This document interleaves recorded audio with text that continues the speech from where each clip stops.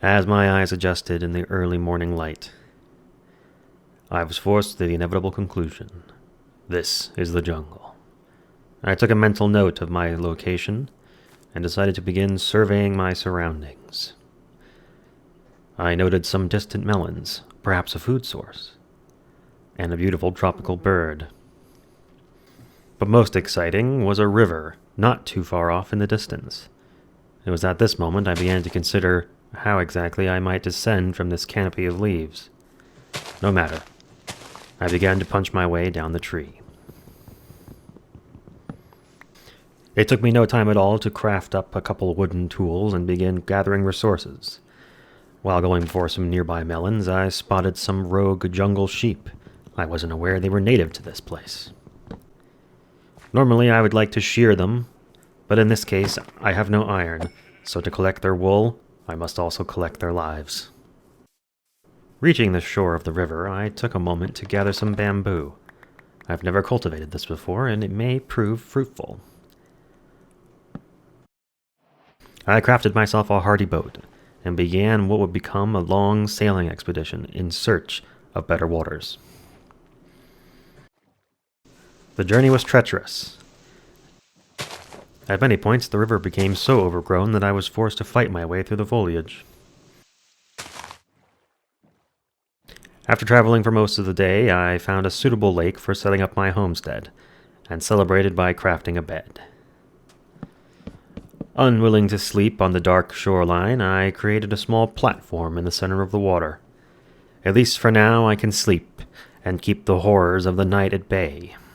I need to gather more resources, start cultivating livestock and agriculture, and build myself a proper place to live. But that will have to wait until tomorrow. Day 2. I've begun to ascend a mountain to the northeast of my lake. If I learned one thing from my previous dreams of the desert, it was the importance of scouting one's location. Reconnaissance is vital for identifying key resources. In this case, I hope to find the ocean.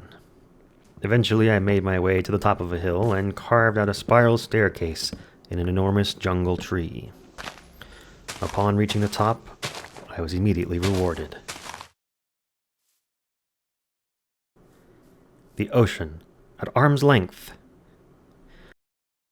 I was astounded at how close it was to the lake where I had set up my homestead.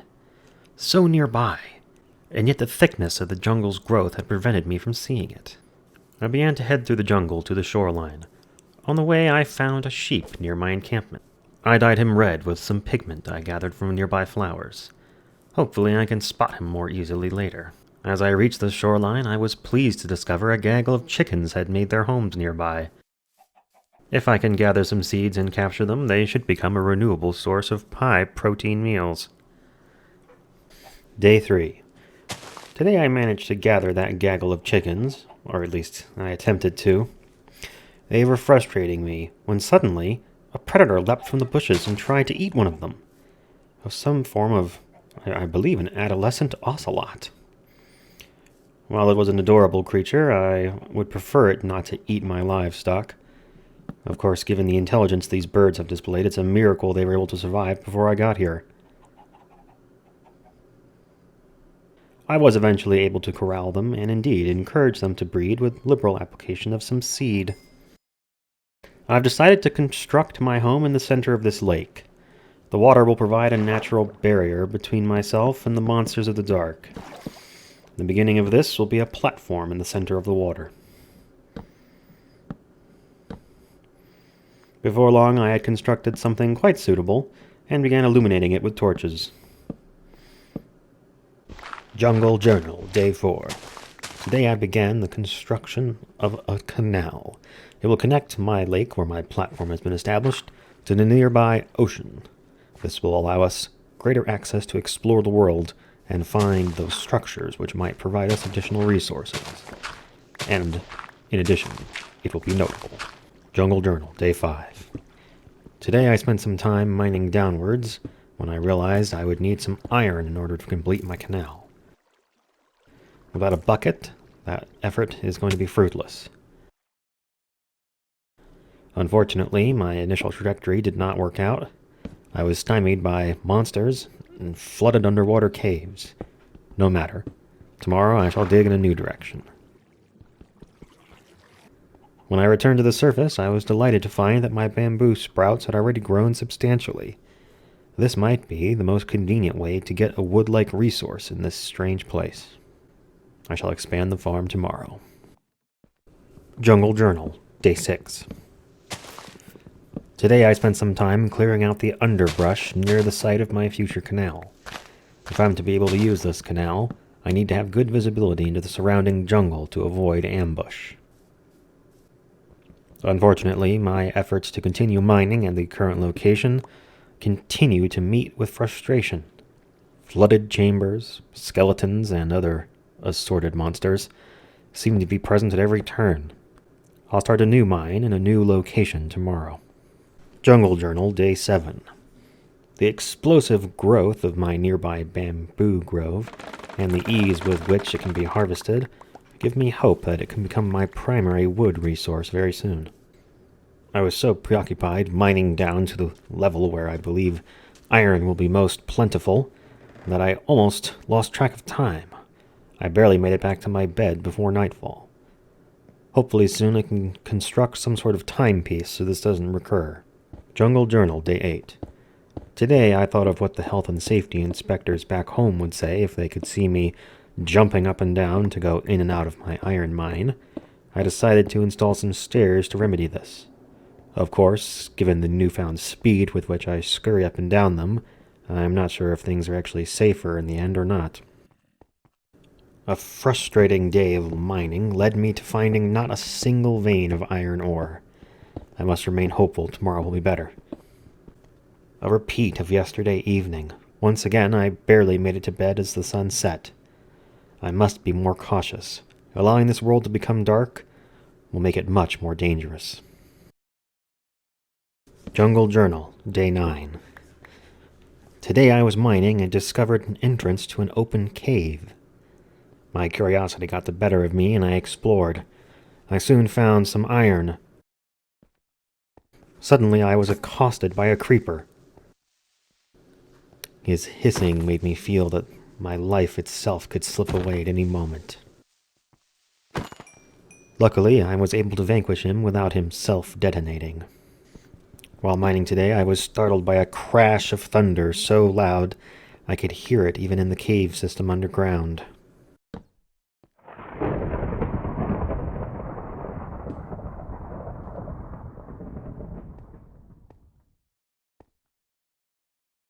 Upon returning to the surface, I was amazed to see the ferocity of the storm which had suddenly overtaken the sky of the jungle.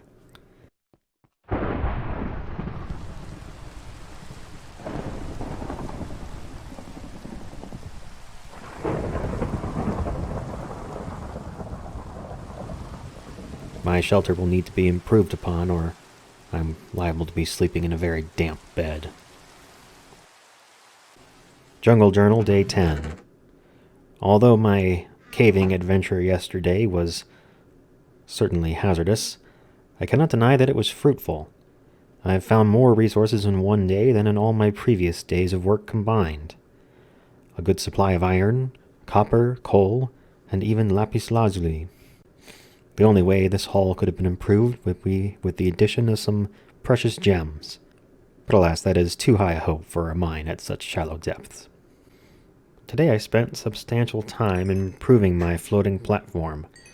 Walls and windows have begun to come together. I also made an improved version of my furnace.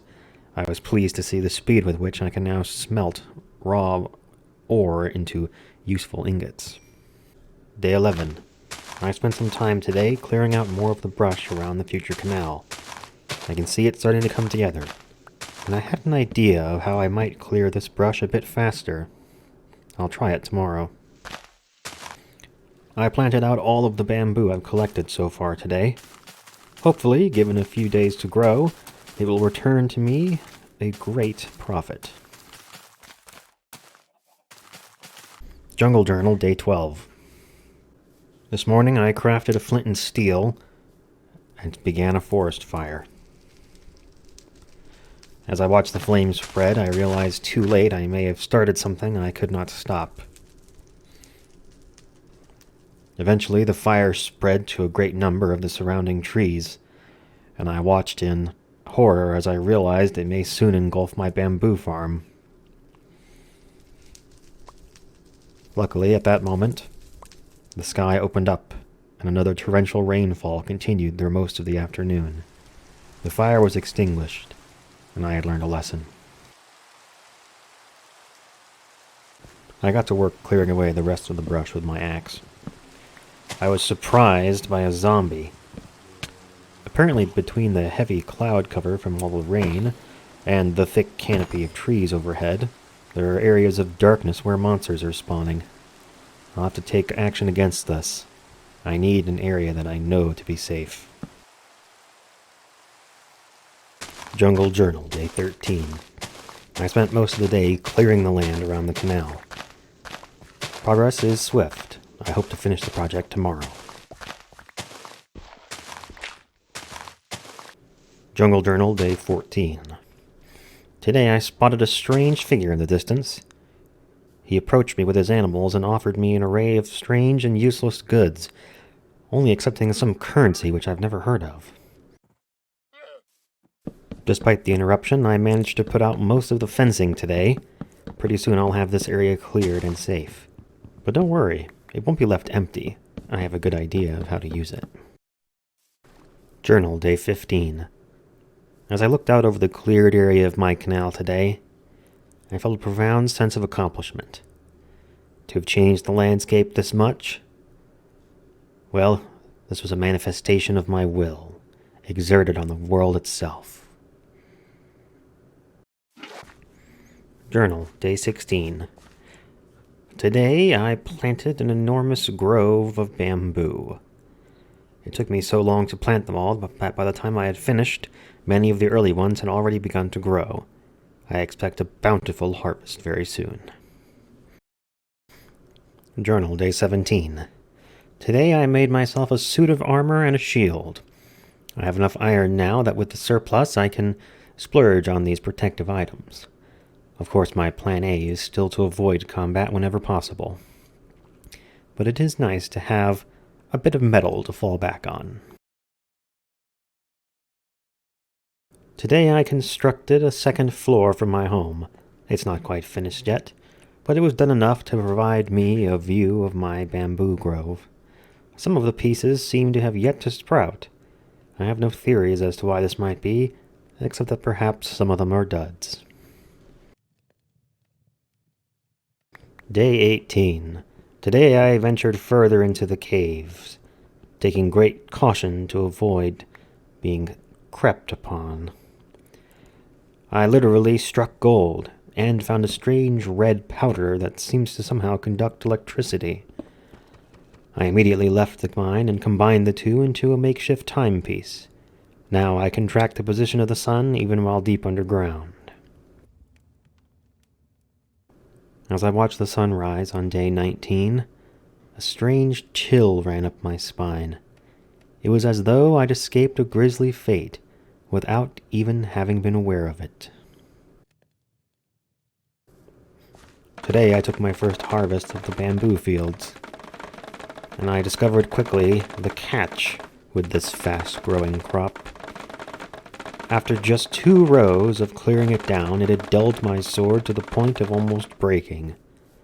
I'll have to invest a substantial amount of material just to be able to collect all of this.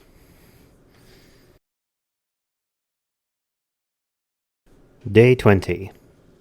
Today I began to process all the bamboo I've collected. I made planks and stairs and slabs and even these flippy trapdoor things. I've decided to use them as shutters for my lower and upper floor windows. I enjoy the way they filter the light. Day 21. Today I completed construction on my waterfront home. I don't think it'll be winning any architectural awards back home, but it does have a certain tropical charm to it. I think I can be comfortable here. Day 22. I crafted several swords out of stone today in order to clear off the western side of my canal. I've decided to repurpose this area as a bit of a farm. I've become too complacent with my food supply.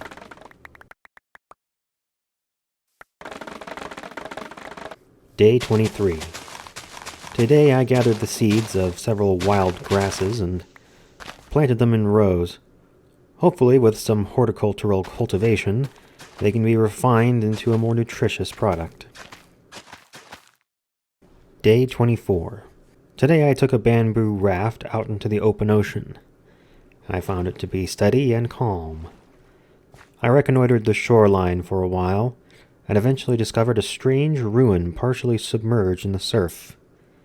Something about the gravel here was suspicious, so I decided to return with proper tools at a later day. The thickness of this jungle continues to astound me. Not 100 meters down the shoreline from the exit of my canal, I discovered a strange burning altar. The altar was constructed of obsidian and a red rock which seemed to have held a fire for days and days, even through rainstorms. I have no idea how this is possible, but I collected a good bit of it for my own use. I also discovered a sort of magmatic stone that was somehow still hot. I collected some of that as well. I was examining the interesting patterns in the stones when I suddenly felt a presence nearby. I turned just in time to save my life. I heaved a sigh of relief. It was yet another reminder of the dangers of this jungle.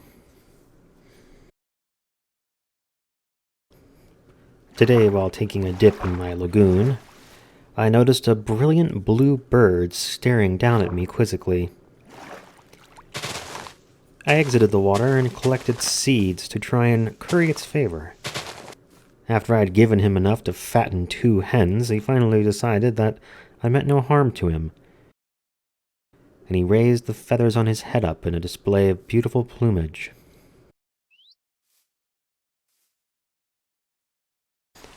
I swam away, and he followed me back into my home. There he lighted on my shoulder. I believe he's some form of parrot. I'm hopeful this can mean that I have someone to talk to, even if he is only repeating what I say. I tried to make a perch for him on the lower floor, but he seemed content to sit in one of my boats. I think I'll call him Azure for his brilliant feathers. Day 26. Using some of the feathers I acquired from my chicken supply, I crafted a tool suitable for a bit of archaeological exploration. I returned to the ruins I had found under the ocean's shore and began to excavate. It quickly became clear that someone had lived here long ago. How long ago, I cannot precisely say, although if this section of the ocean was once dry land, the sea levels must have risen quite a bit in order to cover this area, which would mean this ruin is from a very, very long time ago. I became so engrossed in exploring this archaeological discovery that I realized too late I had stayed out past my curfew. Now, faced with the decision of whether to stay or try and venture home in the darkness, I decided to continue my excavations in the ocean. At least out here, I don't have to worry about creepers. Just as I discovered some very interesting terracotta buried several blocks deep in the ocean, my pick broke. Unfortunately, my excavation was cut short, and I was forced to attempt a safe return home in the dark. On the way back to the house, I spotted several monsters lurking in the jungle. Luckily, my barrier flames seemed to have kept them at bay. Day 27. I spent all of today and tonight out at the excavation site. I managed to construct a seawall and clear the interior of water. As I watched the moon set, I looked down upon what would likely be a very productive day of excavation in the morning. Day 28. My suspicions from last night were confirmed this morning, when in the early AM I unearthed 2 remarkable artifacts. A piece of pottery from what appears to be a very ancient jar, and some sort of blueprint for an armor trim. I'm not sure how to use this. Perhaps continued excavation will yield more clues. While continuing excavation today, I was amazed to discover a connection to a flooded underwater cave, which linked to a nearby room made out of stone bricks, or rather some sort of clay-fired brick. It's amazing how much this structure remains intact. Day 29. I've succeeded in unearthing what I believe to be some sort of ancient marketplace. There's a central room with yellow terracotta roof. This could only serve to draw the eye in and attract customers. Nearby I found a large fired brick room. I can only assume this is where the pottery was made. I've found numerous shards. In the opposite direction, a mud brick room with blue and white terracotta flooring. There I found a crafting bench not unlike my own. And in an adjoining chamber, amazingly, a still fully functional loom. It appears this marketplace also sold some sort of textiles. I've found numerous bits of string tied up in the walls. Behind the room where I discovered the loom, I realized there was another space. I created a new tunnel from up above, cleared away the water, and soon had excavated the interior of what must have once been a watchtower. At the top of it, I found a fully functional cartography table. Clearly, whoever built these structures was quite advanced.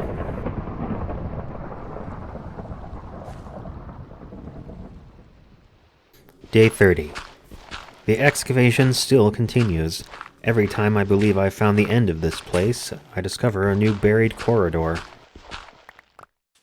Today, while brushing away some suspicious-looking gravel, I discovered a precious gemstone. Perhaps it was once used as some form of currency. I excavated today what I at first thought was some sort of long building. I eventually became used to seeing the cobblestones beneath my feet. It wasn't until I turned around that I realized it was not a building I was excavating, but a road. And perched on either side of it were numerous buried structures. This excavation may take weeks. Day 31. Today, as I plundered the ancient city, sealing it of its useful terracotta blocks, I pondered the morality of my actions, before quickly concluding that I'm trying to survive, and that is something these people clearly failed to do. They no longer have use for this place, and there's no use in preserving it. Who would see it? I will make use of these blocks, and they are better off in my hands than rotting underground. Night 31. The excavation is complete, as far as I'm concerned. Today I made several trips back and forth between my house and the excavation site, bringing back all the materials I've gathered. Day 32. Today I reviewed my treasure trove of collections from the excavation site. Several colors of terracotta, stained glass, dyes, mud and mud bricks. Several cartography tables, a loom, a crafting bench, bricks, staircases, candles, pottery shards, and a number of valuable-looking armor trims.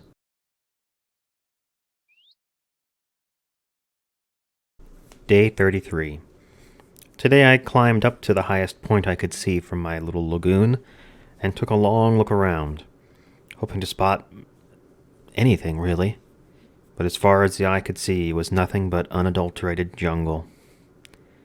Perhaps an expedition on the river will yield more results.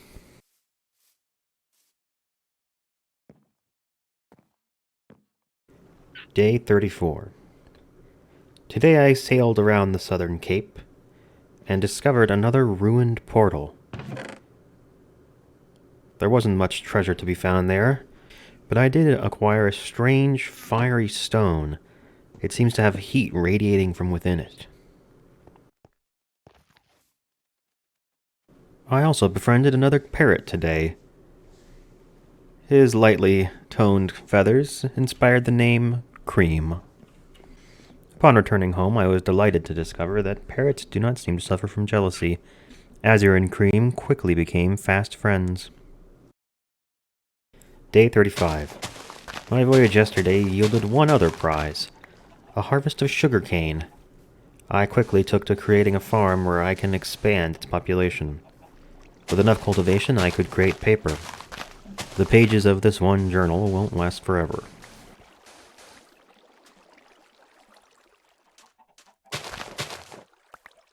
Day 36. Today I began construction on a cartograph tower, using the stones that I collected from the ancient ruins. I tried to recreate their style as best I could. I must say, I found the style quite loud. Day 37. Today I completed construction of the cartograph tower. Perhaps it's for the best that I not attempt to duplicate this architectural style again in the future.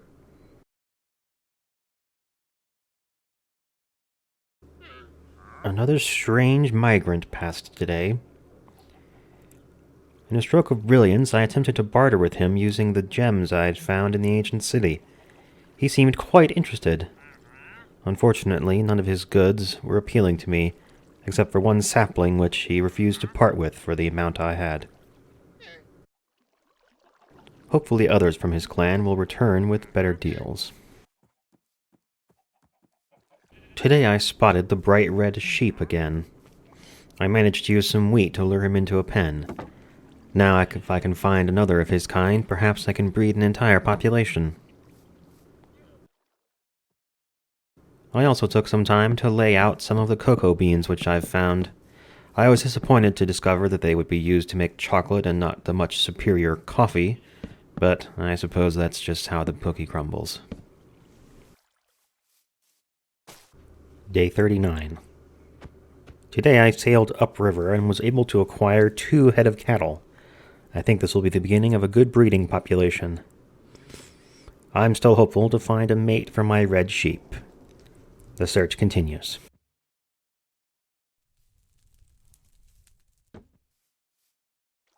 Success! I returned this evening with a suitable partner for my red sheep. Of course, the celebration was short-lived, as a creeper immediately began creeping. I watched him carefully over the fence, and eventually elected to destroy him from a safe position. Still, this is a sobering reminder of how close the danger of the jungle still is. Day 40. Today I encountered a strange-looking zombie. He seemed to still retain some of the characteristics of the tribe of wandering traders. I can only speculate as to how he arrived at this condition. I attempted to subdue him and place him in a contained area. However, it seems that among his enemies he counted both myself and the sun. For my own safety, I was forced to destroy him. The encounter with the creeper at my wall made me long for a ranged weapon. I decided to use some of the string from the ancient site and crafted a bow. Then I harvested feathers from several of my chickens and fletched a few dozen arrows. Now I can rain on death from a distance. Day 41. Today I crafted a map and compass. I hope to cartograph the surrounding area in hopes of discovering any other ancient settlements that may be nearby. Day 42. Today I sailed along the eastern shore with my map, filling it in as I went. I discovered a strange cobblestone structure up on one of the bluffs. I'll come back tomorrow when I'm better prepared to more closely investigate. Today I spied across the sea to the east the strangest land formation I've ever seen. Stone and trees seemed to be hovering in midair. I could not comprehend how such a landscape was possible.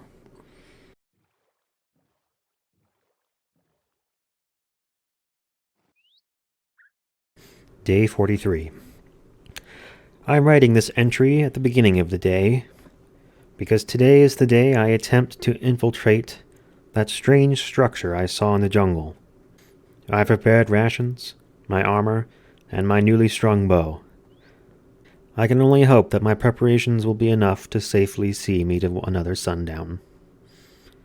If this is where my journal ends, you may find my remains in the mossy cobblestone temple on the eastern shore, high up on a bluff.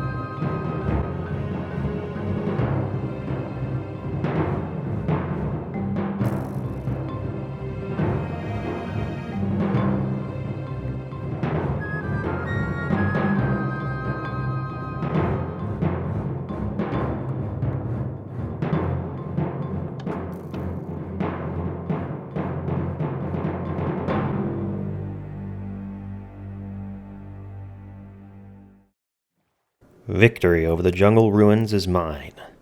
Perhaps I imagined more danger than there truly was, or perhaps I was simply lucky. Either way, I emerge unscathed, treasure in hand.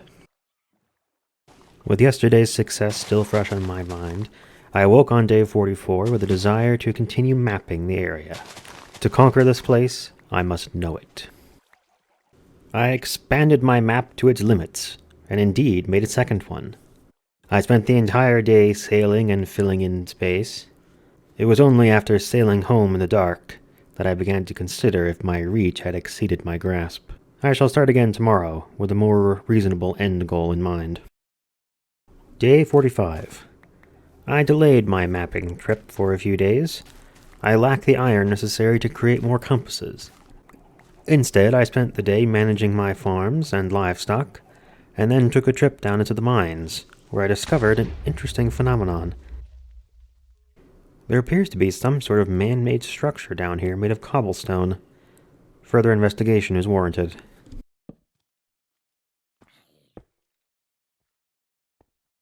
Day 46. My shield saved my life on 3 separate occasions today. Twice from creeper explosions, and once when I was ambushed by a pair of skeletons. They fought valiantly, but I overcame them.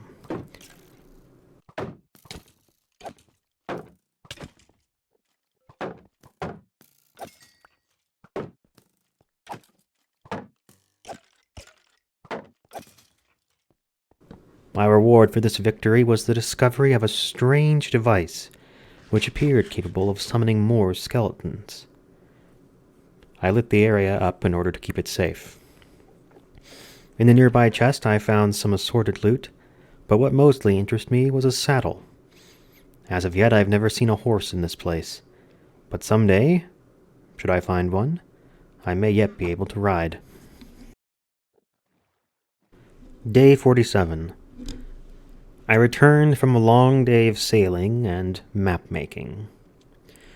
I was a bit flummoxed to discover that my little lagoon is in fact already connected to the southern ocean. Had I sailed but a bit more easterly, I would have found the path forthwith. No matter. My canal to the south still proves a fertile land for cultivation and agriculture. Day 48. As I looked upon my map, I could not help but think about the strange floating mountains which lay off of its borders. I recalled in particular the tallest tree at the top of its highest spire.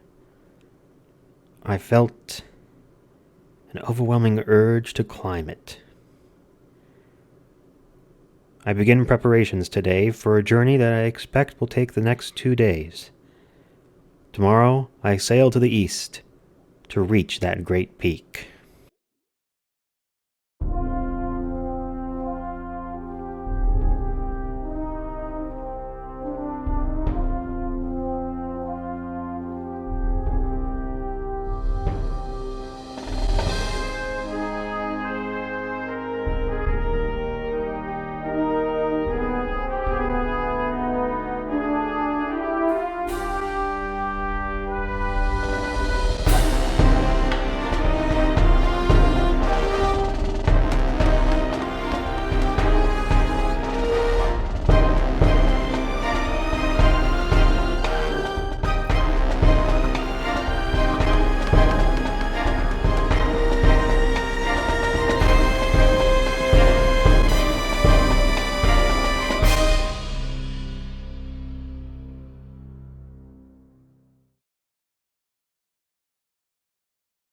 On the morning of day 50, I watched the sun rise from the highest tree atop the highest mountain.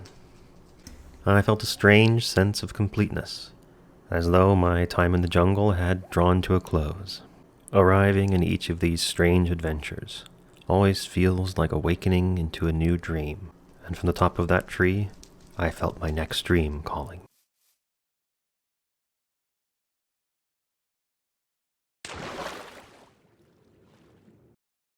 Thank you so much for watching this video. I had a great time making this. It was a ton of work, lots of footage, lots of editing, but I think it was all worth it in the end. I'm really happy with how this came out.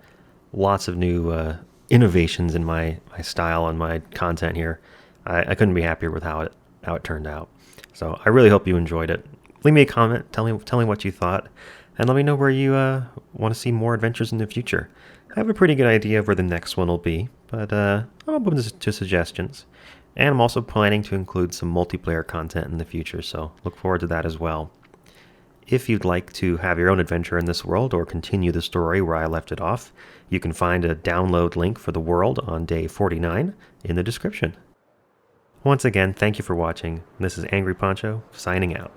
I'll see you in the next adventure.